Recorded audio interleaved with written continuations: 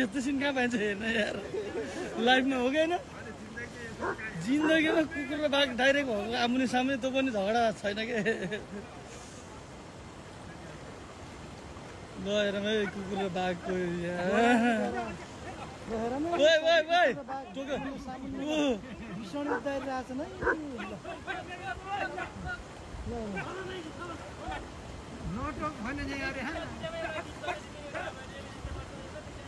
कुकुर र बाघ हेरमै लाइफ यस्तो नि हुन्छ यार जिन्दगीमा